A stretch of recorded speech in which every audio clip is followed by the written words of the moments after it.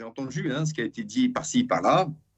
Donc, moi, le seul petit problème que j'ai par rapport à cette histoire, c'est que, bon, cette histoire de rétropédalage, c'est ça qui m'inquiète un peu plus, en réalité. Parce que pourquoi quand on fait tout un boucan, tout un bruit, on est en train de crier sur tous les toits que nous, on va faire sortir cette loi, on va faire voter cette loi, on va faire passer cette loi, etc., concernant le machin. Parce qu'attention, celui qui a eu l'idée de lancer cette initiative, donc par rapport à la criminalisation de l'acte,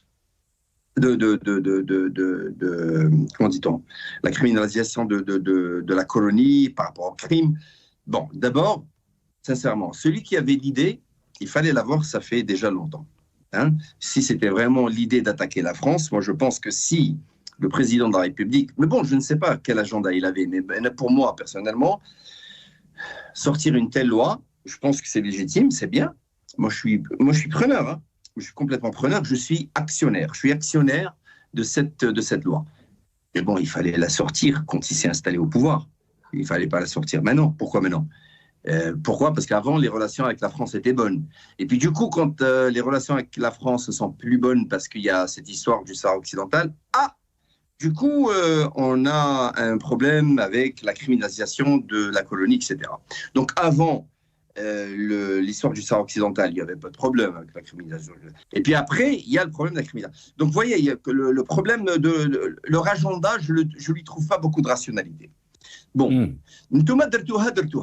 c'est-à-dire, vous savez, un boulet, quand il sort, un pistolet, un bullet, quand ça sort du pistolet, il ne peut plus revenir. Bon. Quand vous sortez une loi pareille, et quand vous l'annoncez en grande pompe, parce qu'attention, ils ont bien sorti le torse, bien pompé le torse avec la loi, etc. Nous, on est forts, nous, on fait les lois style un peu à la Rambo, etc. C'est bien.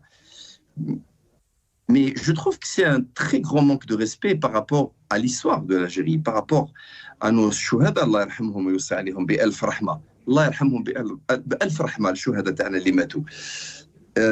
Quand on est debout sur ses bottes et quand on sort une loi pareille, avec des articles pareils, avec une décision, une détermination pareille, monsieur, on ne fait pas de rétropédalage. On reste sur ses lignes, on reste sur sa position. C'est ça, un chef d'État qui tape du poing sur la table. Mais voilà. Donc on rétropédale parce que du coup, Chouhadatana ne mérite plus les compensations, on ne mérite plus les dédommagements, on mérite juste la reconnaissance. Ben dans ce cas-là, il fallait simplement dire que nous voulons une reconnaissance.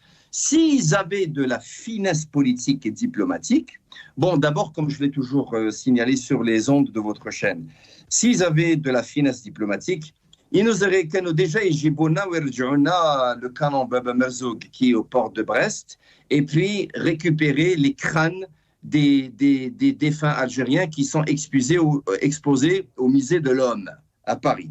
Donc on n'est pas capable d'avoir la dimension diplomatique pour récupérer ça, parce que ça c'est vraiment de la grandeur diplomatique. Mais comme la diplomatie aujourd'hui, ce n'est pas du tout leur métier, donc on se contente de faire le beau, de bonder le torse et de sortir le torse, etc., de faire tout un beau comportement. Parce que vous savez, cette histoire avec la France, franchement, c'est une tempête dans un verre d'eau. La preuve, les symptômes, ont fait un rétropédalage. Moi, je suis outré, je suis dégoûté, parce que, au nom de nos martyrs, au nom de notre histoire, au nom des crimes qui ont été commis, si j'étais président de la République, l'Chabi, l'Asli, ou Tarikh Ta'i, je ne fais pas de rétropédalage. Et donc, je m'arrête à ce point.